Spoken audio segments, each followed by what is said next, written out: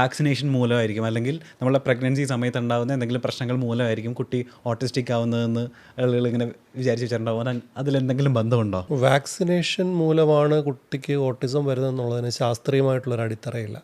വാക്സിനേഷനൊക്കെ കൊടുക്കുന്ന സമയം ഈ 1 വയസ്സും 1.5 വയസ്സിലൊക്കെ വാക്സിനേഷൻസ് നടക്കുന്ന സമയമാണ്. ആ സമയത്ത് കുഞ്ഞുങ്ങൾ ഇതിൻ്റെ ലക്ഷണങ്ങൾ കാണിച്ചു തുടങ്ങുമ്പോൾ പേരൻസ് ചിന്തിക്കും ഇത് വാക്സിനേഷൻ കൊടുത്തുകൊണ്ടാണോ ഇത് ട്രിഗർ ചെയ്തെന്ന് ചിന്തിക്കുന്ന പേരൻസ് ഉണ്ട്. പക്ഷേ അതിൽ ശാസ്ത്രീയ അടിത്തറയില്ല. പിന്നെ ഗർഭാവസ്ഥയിലായിരിക്കുന്ന സമയത്ത് ഉണ്ടാകുന്ന ചില പ്രതിസന്ധികളോ അല്ലെങ്കിൽ സ്ട്രെസ് ഫാക്ടേഴ്സ് ഒരു പരിധിവരെ കോൺട്രിബ്യൂട്ട് ചെയ്യുന്നുണ്ട്. കുഞ്ഞിൻ്റെ അമ്മ അനുഭവിക്കുന്ന ഇമോഷണൽ ആയിട്ടുള്ള സ്ട്രെസ്, ട്രോമാസ്, ഇതെല്ലാം കുഞ്ഞിൻ്റെ മാനസികാരോഗ്യത്തെ ബാധിക്കും. അല്ലെന്നുണ്ടെങ്കിൽ കുഞ്ഞ് ഈ അമ്മയുടെ ഉദരത്തിലായിരിക്കുന്ന സമയത്ത് കുഞ്ഞിനുണ്ടാകുന്ന ക്ഷതങ്ങളോ അല്ലെന്നുണ്ടെങ്കിൽ ത്രെട്ടുകളെല്ലാം ഈ കുഞ്ഞിൻ്റെ ഡെവലപ്മെൻറ്റിനെയും ബ്രെയിൻ ഡെവലപ്മെൻറ്റിനെ പ്രത്യേകിച്ചും സ്വാധീനിക്കാവുന്ന ഘടകങ്ങളാണ്. അത് പക്ഷേ നമുക്ക് കോൺട്രിബ്യൂട്ട് ചെയ്യുന്ന കാര്യമാണ്. അവോയ്ഡ് ചെയ്യുന്നതാണ് ശരിക്കും നല്ല. വൺസ് നമ്മൾ ഓട്ടിസ്റ്റിക് ആണ് എന്ന് സ്ഥിരീകരിച്ചു കഴിഞ്ഞാൽ അത് നമ്മൾ ട്രീറ്റ്മെൻറ്റ് കൊടുത്ത് കംപ്ലീറ്റ്ലി ഒരു ക്യൂർ പോസിബിൾ ആണോ ഒരു കുട്ടിക്ക്? അത് ക്യൂർ എന്ന് പറയുന്ന വാക്ക് നമ്മൾ ഒരിക്കലും ഓട്ടിസത്തിൽ അങ്ങനെ കോമൺ ആയിട്ട് ഉപയോഗിക്കാറില്ല. അപ്പം ക്യൂർ എന്ന് പറയുന്ന വാക്ക് നമ്മൾ രോഗങ്ങൾക്ക് മരുന്ന് കൊടുത്ത് ചികിത്സിച്ച് സൗഖ്യപ്പെടുത്തുക എന്നുള്ളൊരു വാക്കാണ് നമ്മളവിടെ ഉദ്ദേശിക്കുന്നത്. ഓട്ടിസം ഉള്ള കുഞ്ഞുങ്ങളുടെ ഇൻ്റർവെൻഷനിൽ നമ്മൾ എപ്പോഴും മെയിൻ സ്ട്രീമിംഗ് എന്ന് പറയുന്ന വാക്കുകളാണ്. അവരെ മുഖ്യധാരയിലേക്ക് കൊണ്ടുവരിക, ആ ഒരു വാക്കാണ് ഉപയോഗിക്കുന്നത്. അവർ സാധാരണ കുഞ്ഞിനെ പോലെ എഴുതാൻ പഠിപ്പിക്കുക, സാധാരണ കുഞ്ഞിനെ പോലെ ഒരു ക്ലാസ്സിൽ ഇരിക്കാനും ശ്രദ്ധിക്കാനും പഠിക്കുക, സാധാരണ കുഞ്ഞുങ്ങളെ പോലെ അവരുടെ ആവശ്യങ്ങൾ പറയുക, സ്വന്തമായിട്ട് ഡ്രസ്സ് ചെയ്യുക, സ്വന്തമായിട്ട് കുളിക്കുക, ദൈനംദിന ജോലികളൊക്കെ സ്വയം പര്യാപ്തതയോടുകൂടി ചെയ്യുക. ഇങ്ങനെയുള്ള കാര്യങ്ങൾ പൂർണ്ണമായിട്ടും നമുക്ക് അവരെ സ്വയം പര്യാപ്തരാക്കി എടുക്കാൻ പറ്റും. അതെ, ഈ ഓട്ടിസ്റ്റിക് ആയിട്ടുള്ള കുട്ടികൾക്ക് കലാപരമായിട്ടുള്ള കായികപരമായിട്ടുള്ള കഴിവുകൾ ഉണ്ടാവാൻ സാധ്യത കുറവാണ് എന്നുള്ളത് ഒരു മിത്തല്ലേ, അല്ലെങ്കിൽ അതിൽ ഫാക്ട്? ഒരിക്കലുമല്ല. കുഞ്ഞുങ്ങൾക്ക് കലാപരമായിട്ടും കായികപരമായിട്ടുള്ള കഴിവുകൾ എല്ലാ കുഞ്ഞുങ്ങളെയും പോലെ ഓട്ടിസം ഉള്ള കുഞ്ഞുങ്ങളിലും ഉണ്ടാകും. തീർച്ചയായിട്ടും മറ്റു കുഞ്ഞുങ്ങളെക്കാൾ ചിലപ്പോൾ കുറച്ചുകൂടെ കൂടുതൽ അവർ പ്രകടിപ്പിക്കുന്നവരായിരിക്കും. അവർ സംസാരിക്കുകയും കൂട്ടുകൂടുകയൊക്കെ ചെയ്യുന്ന കുട്ടികളായതുകൊണ്ട് അവരിങ്ങനെയുള്ള കലാകായികമായിട്ടുള്ള കാര്യങ്ങൾ പ്രകടിപ്പിക്കുന്നതിനേക്കാൾ കൂടുതൽ ഓട്ടിസം ഉള്ള കുഞ്ഞുങ്ങൾക്ക് ഇങ്ങനെയുള്ള കഴിവുകൾ വളരെ എവിഡൻ്റ് ആയിട്ട് അവർ പ്രകടിപ്പിക്കുന്ന കുഞ്ഞുങ്ങളുണ്ട്. അതായത് ഒരു ലെവലിൽ പോയാൽ അതിന്റെ മാക്സിമം ആണ് ഒരു ലിമിറ്റ്. അതെ, ഫോർ എക്സാമ്പിൾ നമ്മുടെ എലോൺ മസ്ക് ആസ്പെർജർ സിൻഡ്രോം ആണ്. It comes under same thing. അപ്പൊ ഇതിനകത്ത് ആ ഒരാളുടെ എക്സ്ട്രീം ലെവലിലാണ് പുള്ളി എത്തിയത് അല്ലേ.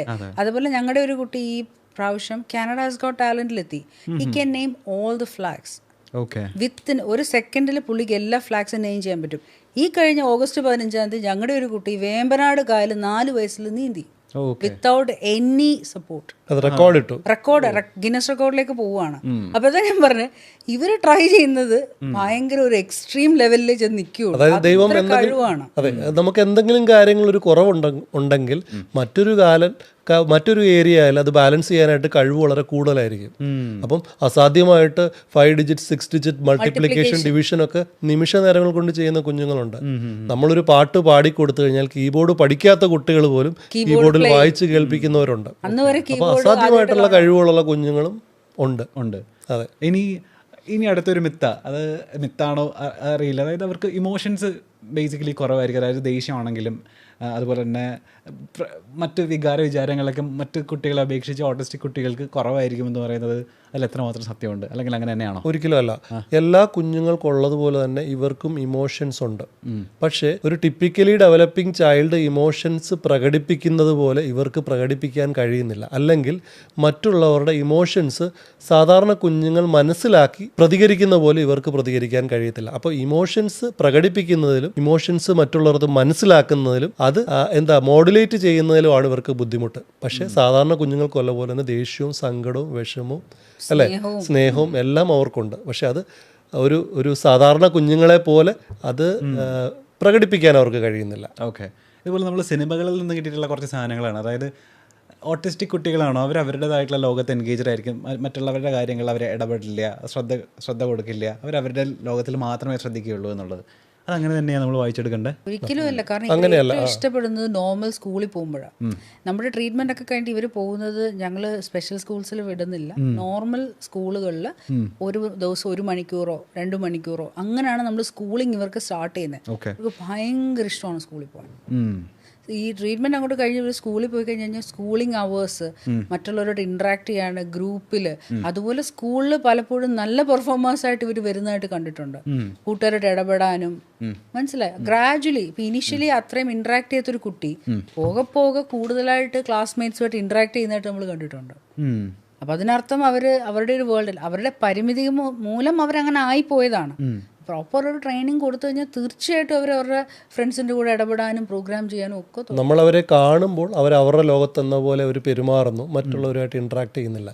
അവർക്ക് സോഷ്യൽ ഒബ്സർവേഷനും സോഷ്യൽ ഇമിറ്റേഷനും കുറച്ച് കുറവാണ് എന്ന് കരുതി നമ്മൾ അവിടെ സംസാരിക്കുന്ന കാര്യങ്ങളോ അവിടെ ടി വിയിൽ കാണുന്ന കാര്യങ്ങളോ അവരറിയുന്നില്ല, കാണുന്നില്ലെന്ന് നമ്മൾക്ക് തോന്നുന്നതാണ്. അവരത് കേൾക്കുന്നുണ്ട്, ശ്രദ്ധിക്കുന്നുണ്ട്, മനസ്സിലാക്കുന്നുണ്ട്, അവരുടെ ചുറ്റുപാടും എന്നാ നടക്കുന്നതെന്നും അവർ തിരിച്ചറിയുന്നുണ്ട്. പക്ഷേ അവരത് പ്രകടിപ്പിക്കുന്നില്ല, അറിയുന്നതായിട്ട് പെരുമാറുന്നില്ല. ഓക്കെ, അങ്ങനെ വേണം പറയാൻ. ഉള്ളൊരു ഗുണം, ഒരു പ്രത്യേകത വെച്ചാൽ അവർക്ക് റുട്ടീൻസ് ഭയങ്കര ഇമ്പോർട്ടൻ്റ് ആണ്. അപ്പം നമ്മളിവിടെ പേരൻസ് റെഗുലറായിട്ട് പറയുന്നൊരു കാര്യം, ട്രാഫിക് ബ്ലോക്ക് കാരണം എന്നും വരുന്നൊരു വഴി, ആ വഴിയിൽ നിന്ന് നമ്മൾ കാറ് വേറെ റൂട്ട് വിട്ടാൽ കുട്ടി ബഹളം ഉണ്ടാക്കും. ബിക്കോസ് ഹീ നോസ് എന്നും ഈ വഴിയാണ് വരുന്നത്, മനസ്സിലായോ? അപ്പം എന്നും അവന് ഈ പുള്ളിയാണ് കാറിൽ ബാഗ് എടുത്ത് വെക്കുന്നത്, ഈ സമയത്താണ് ഞാൻ ഷൂസ് ഇടുന്നത്, എൻ്റെ ഷൂസ് ഇങ്ങനെ തന്നെ ഇരിക്കണം, എൻ്റെ സാധനങ്ങൾ. അപ്പം അവർ ഇതെല്ലാം ഫോളോ ചെയ്യുന്നവരാണ്, അവർക്കെല്ലാം മനസ്സിലാവുന്നുണ്ട്. ഒരു പേരന്റ് പറയുന്ന കാര്യങ്ങൾ, ചുറ്റുപാട് നടക്കുന്ന കാര്യങ്ങൾ എല്ലാം അവർ ഒബ്സർവ് ചെയ്യുന്നുണ്ട്. അതുപോലെ ഏറ്റവും അതിശയമായിട്ട് ഞാൻ കണ്ടിട്ടുള്ളത്, നമ്മളുടെ സ്റ്റാഫിനെയൊക്കെ അലോട്ട് ചെയ്യുമ്പോൾ ചില സ്റ്റാഫ് അവർ ഒബ്സർവ് ചെയ്തിട്ട് മനസ്സിലാവും, ഓക്കെ ഈ സ്റ്റാഫ് പാവമാണ്, ഞാൻ ഇച്ചിരി കുസൃതിയൊക്കെ കാണിച്ചാലും അത് അഡ്ജസ്റ്റ് ചെയ്യും. ചില സ്റ്റാഫ് സ്ട്രിക്റ്റ് ആണെങ്കിൽ വളരെ പൊളൈറ്റായിട്ട് അവരത് ബിഹേവ് ചെയ്യും. അതെ, ഓരോ ആളും ഇപ്പം നമ്മൾ തെറപ്പിസ്റ്റ് ആണെങ്കിലും ക്ലിനീഷ്യൻസ് ആണെങ്കിലും ആളെങ്ങനെയാണെന്നുള്ളത് മനസ്സിലാക്കി ഓരോ ആളുകളെടുത്തും എങ്ങനെ നിൽക്കണമെന്ന് അവർക്കറിയാം. ചിലർ നിർബന്ധമായിട്ടും കൊടുക്കുന്ന ആക്ടിവിറ്റീസ് ചെയ്തേ പറ്റുള്ളൂ എന്ന് ഇൻസിസ്റ്റ് ചെയ്യുന്ന ക്ലിനീഷ്യൻസ് ആണ്, അല്ലെങ്കിൽ തെറാപ്പിസ്റ്റ് ആണെങ്കിൽ അവർ കറക്റ്റായിട്ട് ആ കാര്യങ്ങൾ ചെയ്തിട്ടേ പോകുള്ളൂ. മറ്റൊരാളെടുത്ത് ഇച്ചിരി ഫ്രീഡം എടുക്കാമെന്ന് കണ്ടു കഴിഞ്ഞാൽ കുറച്ച് പ്ലേഫുൾ ആണ്. അതുമാത്രമല്ല അവരുടെ സമയം പോലും ഒരു ക്ലിനിക്കൽ സെഷൻ ഇപ്പോൾ 10 മണിക്ക് തുടങ്ങി 10:45 ആകുമ്പോൾ കഴിയുമെന്നുണ്ടെങ്കിൽ അവർക്ക് ക്ലോക്കോ വാച്ചോ നോക്കാതെ കൃത്യം ആ 10:45 അവർക്ക് അറിയാം. ഒരു 2 മിനിറ്റ് നമ്മൾ കൂടുതൽ സമയം എടുത്തു കഴിഞ്ഞാൽ ഉടനെ ഇറിറ്റേറ്റഡ് ആവും. എല്ലാം ഒബ്സർവ് ചെയ്യുന്നുണ്ട്. അവർക്ക് ചുറ്റുപാട് നടക്കുന്ന കാര്യങ്ങളെല്ലാം അറിയാം, പക്ഷെ അവർക്കത് സാമൂഹികമായിട്ട് മറ്റു കുട്ടികൾ പ്രകടിപ്പിക്കുന്നത് പോലെ പ്രകടിപ്പിക്കാനുള്ള കഴിവില്ല. മുമ്പേ പറഞ്ഞ പോലെ ആ ഒരു സെൻസറി പ്രോസസ്സിങ് ഡിലേ പലപ്പോഴും നമുക്കത് തിയറീസ് കേൾക്കുമ്പം ഇതുമായിട്ട് ഒത്തിരി റിലേറ്റ് ചെയ്യാൻ പറ്റും. ഇപ്പം താങ്കൾ എന്നെ കാണുന്നു, എൻ്റെ ഇമേജ് താങ്കളുടെ ബ്രെയിനിലേക്ക് വരുന്നു, പ്രോസസ്സ് ചെയ്യുന്നു, തിരിച്ച് നമ്മൾ പെട്ടെന്ന് വർത്താനം പറയുന്നു. ഈ പ്രോസസ്സിൽ നമുക്കെടുക്കുന്ന ഒരു ഫ്രാക്ഷൻ ഓഫ് എ സെക്കൻഡ് അവർക്ക് മണിക്കൂറുകളാണ്. പ്രോസസ്സിങ് ഡിലേ വ്യത്യസ്തമാണ്. കാരണം അവർ ഇന്ന് രാവിലെ പഠിപ്പിക്കുന്ന വാക്ക് അന്നേരം ടീച്ചർ ചോദിച്ചാൽ പറയത്തില്ല, വൈകിട്ട് വീട്ടിൽ ചെല്ലുമ്പോൾ പറയും. മനസ്സിലായി? അപ്പം ഈ പ്രോസസ്സിങ് ഡിലേ കുറച്ചുകൊണ്ട് വരികയാണ് നമ്മൾ ട്രീറ്റ്മെന്റിൽ ചെയ്യുന്നത്, തെറാപ്പിയിൽ ചെയ്യുന്നത്. ഓക്കെ, ഞാൻ ചോദിക്കട്ടെ, ഇപ്പോൾ ഒരാൾക്ക് ഓട്ടിസം ഉണ്ട്, അല്ലെങ്കിൽ എൻ്റെ കുട്ടിക്ക് ഓട്ടിസം ഉണ്ടോ എന്ന് എനിക്കൊരു ഡൗട്ട് ഉണ്ട്, എങ്ങനെ ഇത് നമ്മൾ തിരിച്ചറിയുക? ഓട്ടിസം ഉള്ള കുഞ്ഞുങ്ങളെ നമ്മൾ തിരിച്ചറിയാനായിട്ട് ശാസ്ത്രീയമായിട്ടുള്ള ഒത്തിരി മാർഗങ്ങളുണ്ട്. ഒന്ന്, നമ്മൾ പേരൻസ് ഈ കുഞ്ഞുങ്ങളെ നിരീക്ഷിക്കുക. കുഞ്ഞ് ജനിക്കുന്നത് പോലെ 3 മാസം, 6 മാസം, 9 മാസം, 12 മാസം, 15 മാസം, 18 മാസം, ഓരോ മാസങ്ങളിലും കുഞ്ഞിനെ ഒബ്സർവ് ചെയ്യുക. കുഞ്ഞ് അതാത് മാസത്തിനനുസരിച്ചുള്ള എല്ലാ ഡെവലപ്മെൻറ്റ്സും കുഞ്ഞിന് നേടിയെടുക്കുന്നുണ്ടോയെന്ന്. ഉദാഹരണത്തിന് 3-ാം മാസമായ കുഞ്ഞ് കമന്ന് വീഴുന്നു, നമ്മുടെ മുഖത്ത് നോക്കി ചിരിക്കുന്നു, അല്ലേ? 6-ാം മാസമാവുന്ന ഒരു കുഞ്ഞ് ഇരിക്കാൻ പഠിക്കുന്നു, മുട്ടയെ നീന്താൻ തുടങ്ങുന്നു, അല്ലേ? വയറ് താഴെ മുട്ടിച്ച് നീന്താനായിട്ട് ശ്രമിക്കുന്നു. 8 മാസമായ കുട്ടി അതായത് വയറ് ഉയർത്തിപ്പിടിച്ച് ആന നടക്കുന്ന പോലെ മുട്ടയെ വലിയുക എന്ന് പറയും, അങ്ങനെ ചെയ്യുന്നു. അതോടൊപ്പം തന്നെ കുഞ്ഞുങ്ങൾ കയ്യിൽ നിന്ന് മറ്റൊരു കയ്യിലേക്ക് ഒബ്ജക്ട്സ് ട്രാൻസ്ഫർ ചെയ്യുന്നു, അല്ലേ? പേര് ഏത് സൈഡിൽ നിന്ന് വിളിച്ചാൽ ആ സൈഡിലേക്ക് നോക്കുന്നു, പരിചയമുള്ളവരെ കണ്ടാൽ ചിരിക്കുന്നു, അല്ലേ? തത്ത മമ്മമ്മ കാക്ക അങ്ങനെ ശബ്ദങ്ങൾ. അപ്പോൾ 1 വയസ്സാകുമ്പം 3, 4, 5 വാക്കുകൾ പറഞ്ഞു തുടങ്ങും. 1.5 വയസ്സിൽ 25 വാക്കുകൾ തുടങ്ങും. 2 വയസ്സായ കുട്ടി ഒരു 50 വാക്കുകളെങ്കിലും പറയും. അവൻ്റെ ആവശ്യങ്ങൾ 2 വാക്ക് കൂട്ടി സംസാരിക്കാൻ തുടങ്ങും. അതുപോലെ 2 വയസ്സായ ഒരു കുട്ടിയുടെ കയ്യിലൊരു ആൽബംസ് കാണിച്ചു കഴിഞ്ഞാൽ അച്ഛൻ, അമ്മ, ചേച്ചി അവരെല്ലാം പേര് പറഞ്ഞ് ഐഡന്റിഫൈ ചെയ്യാനും നെയിം ചെയ്യാനും തുടങ്ങും. ഒരു ബോർഡ് ബുക്ക് കാണിച്ചു കൊടുത്താൽ തന്നെ അവൻ്റെ ചുറ്റുപാടും അവൻ്റെ വീട്ടിൽ കണ്ട എല്ലാ ഒബ്ജക്ട്സിൻ്റെയും ചിത്രങ്ങൾ കാണുമ്പോൾ പേര് പറയും. Cup, spoon, soap, car, auto, ഇതെല്ലാം പറയാൻ തുടങ്ങും 2 വയസ്സിൽ. അപ്പം ഇങ്ങനെയുള്ള പ്രധാനമായിട്ടും പേരൻസ് ഓട്ടിസം ഉണ്ടോ ഇല്ലയോ എന്നുള്ളത് തിരിച്ചറിയുന്ന ഇവർ നമ്മൾ ഈ സംസാരിക്കുന്നുണ്ടോ, ഈ വാക്കുകൾ പറയുന്നുണ്ടോ, ആവശ്യങ്ങൾ കുഞ്ഞ് വെർബലി കമ്മ്യൂണിക്കേറ്റ് ചെയ്യുന്നുണ്ടോ എന്നുള്ളത് നോക്കണം. 2, കുഞ്ഞ് സാമൂഹികമായിട്ട് ഇടപെടുന്നുണ്ടോ. വിളിച്ചു കഴിഞ്ഞാൽ ശ്രദ്ധിക്കുന്നുണ്ടോ, കുഞ്ഞിനോട് സംസാരിക്കുമ്പോൾ ഐ കോണ്ടാക്ട് മെയിൻറ്റെയിൻ ചെയ്യുന്നുണ്ടോ, കുഞ്ഞിനോട് നമ്മൾ സംസാരിക്കുമ്പോൾ ശ്രദ്ധിക്കാത്ത പോലെ മാറി ഇരിക്കുകയാണോ, ശ്രദ്ധ കൊടുക്കുന്നില്ല, അല്ലെ നമ്മൾ കുഞ്ഞിനോട് സംസാരിക്കുമ്പോൾ ശ്രദ്ധിക്കാത്ത പോലെ കുഞ്ഞ് പെരുമാറുന്നുണ്ടോ. പിന്നെ ചില ചേഷ്ടകൾ, മറ്റു കുട്ടികൾ കളിക്കുന്ന പോലല്ല ഇവർ കളിക്കുന്നത്. ഇവർ വസ്തുക്കൾ എടുത്തിട്ട് മറ്റു കുഞ്ഞുങ്ങളാണെന്നുണ്ടെങ്കിൽ ഒരു കാറ് കിട്ടിക്കഴിഞ്ഞാൽ അവർ ഉരുട്ടി കളിക്കും. ഇവർ കാറ് നേരെ തിരിച്ചിട്ട് എൻ്റെ വീല് കറക്കി നോക്കും, അല്ലെങ്കിൽ ആ കാർ അടിച്ചടിച്ചടിച്ച് ശബ്ദം ഉണ്ടാക്കുന്ന കാണാം, അല്ലെ കുറേ വസ്തുക്കൾ അടുക്കി വരിയായിട്ട് വെക്കുന്നത് കാണാം. അപ്പോൾ അങ്ങനെയുള്ള വ്യത്യസ്തമായിട്ട് അവർ ഇമാജിനേഷൻ ഉപയോഗിച്ച് മറ്റ് ആളുകൾ ചെയ്യുന്നത് പോലെ കണ്ട് പഠിക്കുകയും കളിക്കുകയും ചെയ്യുന്നില്ല, അല്ലേ? അവർ വ്യത്യസ്തമായിട്ട് കളിക്കുന്നുണ്ട്. അതുപോലെ കൈകൊണ്ട് ചില ചേഷ്ടകൾ, കൈയിട്ട് കുടയുക, വിരൽ നോക്കുക, കണ്ണിങ്ങനെ സൈഡിലേക്ക് നോക്കുക, ഉപ്പുറ്റി ഉറപ്പിക്കുക, നടക്കുക, എക്സസീവായിട്ട് ജമ്പ് ചെയ്യുക, ഹൈപ്പർ ആക്റ്റീവായിട്ട് ബിഹേവ് ചെയ്യുക, ഇങ്ങനെയുള്ള പെരുമാറ്റങ്ങളും ആശയവിനിമയം ചെയ്യുന്നതിനുള്ള പ്രത്യേകതകൾ, അല്ലെ ആശയവിനിമയം ചെയ്യുന്നില്ല, വെർബലി കമ്മ്യൂണിക്കേറ്റ് ചെയ്യുന്നില്ല, സാമൂഹികമായിട്ട് ഇടപെടുന്നില്ല. പാല് വേണമെങ്കിൽ ഇങ്ങനെ കാണിക്കും, അല്ലെ അമ്മയുടെ കൈ പോയിന്റ് ചെയ്യുന്നതും ചിലർ പോയിന്റ് ചെയ്യത്തില്ല, നമ്മുടെ കയ്യെ പുള്ളി ചെയ്തുകൊണ്ട് പോകും. ഇങ്ങനെയുള്ള ലക്ഷണങ്ങൾ നമ്മൾ ശ്രദ്ധിക്കുകയാണെങ്കിൽ കുഞ്ഞുങ്ങളെ നമുക്ക് നേരത്തെ തിരിച്ചറിയാം. പിന്നെ നമുക്ക് സംശയം തോന്നിക്കഴിഞ്ഞാൽ അപ്പം തന്നെ ജുവൽ പോലൊരു ചൈൽഡ് ഡെവലപ്മെന്റൽ ക്ലിനിക്കിൽ കൊണ്ടുവന്ന് കുഞ്ഞിനെ സമഗ്രമായിട്ടുള്ള എല്ലാ ഡെവലപ്മെൻറ്റ്സും നമുക്ക് കുഞ്ഞ് പ്രായത്തിനനുസരിച്ച്, അതായത് 1.5 വയസ്സാണെങ്കിൽ 1.5 വയസ്സിലുള്ള എല്ലാ ഡെവലപ്മെൻറ്റ്സും കുഞ്ഞ് നേടിയെടുത്തിട്ടുണ്ടോ എന്നുള്ളത് നമുക്ക് പരിശോധിച്ചറിയാം. കുഞ്ഞിന് എന്തെങ്കിലും തരത്തിലുള്ള ഡെവലപ്മെൻറ്റൽ ഇഷ്യൂസ് ഉണ്ട്. ഓട്ടിസം തന്നെ ആവണമെന്നില്ല, ചിലപ്പം ഡെവലപ്മെൻറ്റൽ ഡിലേ ആവാം, ADHD ആവാം, അല്ലേ, ഗ്ലോബൽ ഡെവലപ്മെൻറ്റൽ ഡിലേ ആവാം. എന്ത് പ്രശ്നം ഉണ്ടെങ്കിലും നമുക്ക് ശാസ്ത്രീയമായിട്ട് കണ്ടെത്താനും നമുക്കത് ചികിത്സിപ്പിച്ച് അല്ലെങ്കിൽ നമുക്ക് ഇൻ്റർവെൻഷൻ കൊടുത്ത് നമുക്കത് മാറ്റിയെടുക്കാനും പറ്റും. എത്ര ഏർലി ആയിട്ട് കണ്ടുപിടിക്കുന്നു അത്രയും നേരത്തെ നമുക്കത് പരിഹരിച്ചെടുക്കാനും പറ്റും. അപ്പോൾ ഞാൻ ചോദിക്കുന്നത്, അപ്പോൾ 2-3 വയസ്സൊക്കെ ആകുമ്പോഴേക്കും നമുക്ക് മനസ്സിലാവുമല്ലോ ഏതാണ്ട്? തീർച്ചയായിട്ടും മനസ്സിലാവുമല്ലോ. 3 വയസ്സ് വരെ പോകണ്ട, 1.5 വയസ്സ് 2 വയസ്സിനുള്ളിൽ തന്നെ നമുക്ക് അറിയാൻ പറ്റും. അപ്പോൾ ഞാനിപ്പോൾ ഈ അടുത്തിടെ നമുക്ക് ഇപ്പോൾ ജോൾസ്ന, സിംഗറായിട്ടുള്ള ജോൾസ്ന, അവർ ഡിക്ലെയർ ചെയ്തിരുന്നു അവർ ഓട്ടിസ്റ്റിക് ആണ് എന്നുള്ളത്. അപ്പോൾ അവരിപ്പോൾ ഒരു 40കളിലാണ് അവരുടെ ജീവിക്കുന്നത് ലൈഫ്, അല്ലേ? ഈ 40 വയസ്സ് വരെ അപ്പോൾ അവർക്ക് മനസ്സിലാക്കാൻ എന്തായിരിക്കും ഇത്രയും ദൈർഘ്യമായി പോയത്? അവർ ഇതിലൊരു പ്രധാനപ്പെട്ട കാര്യമുണ്ട്. ഞാൻ പറഞ്ഞല്ലോ, ഇപ്പം ഈ പറയുന്ന വ്യക്തി ആശയവിനിമയം ചെയ്യുന്നുണ്ട്. ഒരു ഇന്റർവ്യൂവിൽ നമ്മുടെ മുഖത്ത് നോക്കി ഐ കോണ്ടാക്ട് മെയിൻറ്റെയിൻ ചെയ്തിട്ട് സാധാരണ പോലെ സംസാരിക്കുകയും ഒരു സ്റ്റേജിന് നിന്നുകൊണ്ട് പാട്ട് പാടുന്നു, എല്ലാവരെയും ഫേസ് ചെയ്യാൻ അവർക്ക് പറ്റുന്നുണ്ട്, അവരുടെ ജോലി സാധാരണ പോലെ കൊണ്ടുപോകാനും അതിൽ നിന്നൊരു വരുമാനം ഉണ്ടാക്കിയെടുക്കാനും കുടുംബജീവിതം നന്നായിട്ട് തന്നെ മെയിൻറ്റെയിൻ ചെയ്ത് കൊണ്ടുപോകാൻ പറ്റുന്ന ഒരാൾ നമ്മൾ ചിന്തിക്കേണ്ട ഒരു കാര്യമുണ്ട്. ടെക്സ്റ്റ് ബുക്കിലുള്ള ചില ഓട്ടിസത്തിൻ്റെ സിംറ്റംസ് ഉള്ളത് കൊണ്ട് മാത്രം ഓട്ടിസം ഉണ്ടാവണമെന്നില്ല. നമുക്ക് സിഗ്നിഫിക്കൻ്റ് ആയിട്ടുള്ള ഫങ്ഷണൽ ഇമ്പയർമെൻറ്റ്സ് ഉണ്ടാവണം.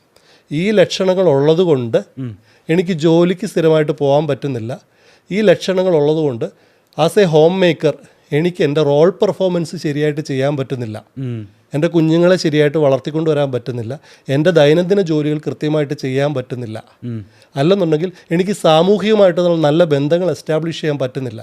ഇങ്ങനെയുള്ള ഒക്യുപ്പേഷണൽ, സോഷ്യൽ ആൻഡ് പേഴ്സണൽ ഫങ്ഷനിങ്ങിനെ അത് സ്വാധീനിക്കുക എന്ന് പറയാൻ ഗൗരവമായിട്ട് സ്വാധീനിക്കുമ്പോൾ മാത്രമേ അതൊരു ഡിസേബിലിറ്റി ആവുന്നുള്ളൂ. ഓട്ടിസം എന്ന് പറയുന്നത് നമ്മൾ സൈക്യാട്രിക് അല്ലെങ്കിൽ ടെക്സ്റ്റ് ബുക്കിലുള്ള ചില സിംറ്റംസ് വെച്ചിട്ട് മാത്രം നമുക്ക് ഓട്ടിസം ഉണ്ടെന്ന് പറയാൻ പറ്റില്ല. ഈ ലക്ഷണങ്ങൾ ഉള്ളത് കൊണ്ട് വളരെ ക്രിട്ടിക്കലായിട്ടുള്ള ഫങ്ഷണൽ ഇമ്പയർമെന്റ്സ് എനിക്ക് ഉണ്ടായിരിക്കണം, എങ്കിലേ അത് ശരിക്കും ഓട്ടിസം എന്ന് പറയാൻ പറ്റുള്ളൂ. നമ്മൾ വീട്ടിൽ കഥ അടയ്ക്കുന്ന കാര്യം പലരും പോയി നോക്കാറുണ്ട്. 3 പ്രാവശ്യം 4 പ്രാവശ്യം ഒരാൾ കഥ അടയ്ക്കുന്നു. കഥ അടച്ചോ നമ്മൾ റീകൺഫേം ചെയ്യുന്നു. അത് കാരണം എനിക്ക് സ്ഥിരമായിട്ട് എൻ്റെ മെട്രോ മിസ്സാവുന്നു. അതൊരു പ്രശ്നം. അതെ, നമ്മളിപ്പം ഈ പറഞ്ഞ പോലെ തന്നെ പക്ഷേ 2 പ്രാവശ്യം ചെക്ക് ചെയ്ത് കുഴപ്പമില്ല, എൻ്റെ ടൈമിന് എനിക്ക് ജോലിക്ക് പോകാൻ പറ്റുന്നുണ്ടെങ്കിൽ അതൊരു പ്രശ്നമല്ല. പക്ഷെ ഞാൻ ഈ 10 പ്രാവശ്യം ചെക്ക് ചെയ്യുന്ന കാരണം എനിക്ക് എൻ്റെ മെട്രോ മിസ്സാവുന്നു, ഓഫീസിൽ ലേറ്റ് ആവുന്നു, എൻ്റെ ഫംഗ്ഷനിങ്ങിന് പ്രശ്നമാണ്, എൻ്റെ ദൈനംദിന ജീവിതത്തിന് അത് എഫക്റ്റ് ചെയ്യും. അപ്പോൾ ഡോക്ടർ പറഞ്ഞ ഒബ്സസീവ് കമ്പൽസീവ് ഡിസോർഡർ, OCD എന്ന് പറയുന്ന ഒരു സൈക്യാട്രിക് കണ്ടീഷനെ പറ്റിയാണ് പറയുന്നത്.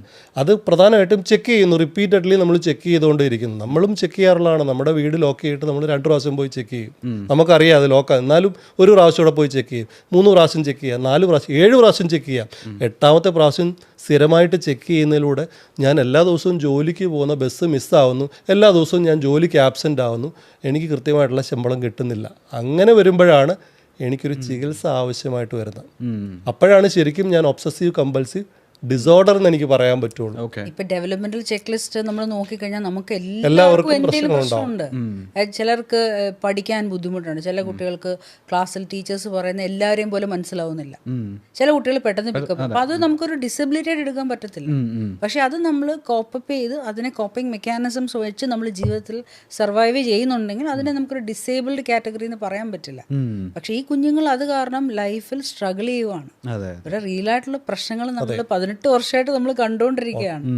ഏകദേശം ഒരു എനിക്കൊന്ന് ഡോക്ടറൊക്കെ ഒരു മോർ ദാൻ 200,000, അത് 2 ലക്ഷം കുട്ടികളെ കൂടുതൽ മുഖ്യധാരയിൽ എത്തിച്ചൊരു വ്യക്തിയാണ്. അപ്പൊ ഇവരെ നമ്മൾ ജുവലിലാണെങ്കിൽ നമ്മൾ പേരൻസിനെ കൂടി ഇരുത്തിയാണ് വർക്ക് ചെയ്യുന്നത്, അല്ലാതെ പേരൻസിനെ പുറത്തല്ല. അവര് 2008 മുതൽ രക്ഷകർത്താവ് കൂടെ ഉണ്ടെങ്കിൽ മാത്രമേ നമ്മൾ ഓരോ സെഷനും എടുക്കുകയുള്ളൂ. അപ്പൊ അവരെ കൂടെ നിർത്തി ഇവർ വീട്ടിൽ ഫേസ് ചെയ്യുന്ന പ്രശ്നങ്ങൾ ഒരുപാടാണ്. 4 വയസ്സായിട്ടും ഐ കോണ്ടാക്ട് ഇല്ലാത്തൊരു കുട്ടി പാമ്പറാണ് യൂസ് ചെയ്യുന്നത്, ടോയ്ലറ്റിൽ പോകത്തില്ല. ഐ കോണ്ടാക്ട് ഇല്ലാത്തൊരു കുഞ്ഞിന് സ്വന്തമായിട്ട് ബ്രഷ് ചെയ്യാൻ അമ്മയ്ക്ക് പഠിപ്പിക്കാൻ പറ്റില്ല, കുളിക്കാൻ പറ്റത്തില്ല, ഏരിയൽ സ്കിൽസ് എന്ന് പറയും. ഇതെല്ലാം ഈ കുഞ്ഞിന്റെ പ്രശ്നമാണ്. ഒരമ്മ ഹെൽപ്ലെസ് ആണ്. അവർക്ക് സയന്റിഫിക് നോളജ് ഇല്ലാതെ ഐ കോണ്ടാക്ട് ഇല്ലാതെ അടങ്ങിയിരിക്കാത്തൊരു കുഞ്ഞിനെ ട്രെയിൻ ചെയ്യാൻ അവർക്ക് പറ്റില്ല. ശരിക്കും അതെ, ഓട്ടിസം എന്ന് പറയുന്നത് സംസാരിക്കാൻ പറ്റാത്തതുകൊണ്ട് കൂട്ടുകാരെ എന്താ പറയുന്നത് നമുക്ക് തിരഞ്ഞെടുക്കാനോ കൂട്ടുകൂടാനോ പറ്റുന്നില്ല. ശരിക്ക് സാമൂഹികമായിട്ട് പെരുമാറാൻ കഴിയാത്തത് കൊണ്ട് സ്കൂളിൽ പോകാനോ പഠിക്കാനോ കഴിയുന്നില്ല. അതോടൊപ്പം തന്നെ ശ്രദ്ധക്കുറവുള്ളതുകൊണ്ട് എനിക്ക് ദൈനംദിന ജോലികൾ സ്വന്തമായിട്ട് ചെയ്യാൻ കഴിയുന്നില്ല. 8 വയസ്സായിട്ടും 10 വയസ്സായിട്ടും നമുക്ക് അമ്മയുടെ അച്ഛൻ്റെ സഹായത്തോടു കൂടിയാണ് ഞാൻ ചെയ്യേണ്ടി വരുന്നത്. അതിനെയാണ് നമ്മൾ ശരിക്കും ഓട്ടിസം അല്ലെങ്കിൽ ഡിസേബിലിറ്റി എന്ന് പറയുന്നത്. സിഗ്നിഫിക്കൻ്റ് ആയിട്ടുള്ള ഫങ്ഷണൽ ഇമ്പയർമെന്റ്സ് ഉണ്ടെങ്കിൽ മാത്രമേ നമുക്ക് അതിനെ ഒരു ഡിസോർഡർ ആയിട്ടോ അല്ലെങ്കിൽ ഒരു ഡിസേബിലിറ്റി ആയിട്ടോ നമുക്ക് അതിനെ കൺസിഡർ ചെയ്യാൻ പറ്റുള്ളൂ.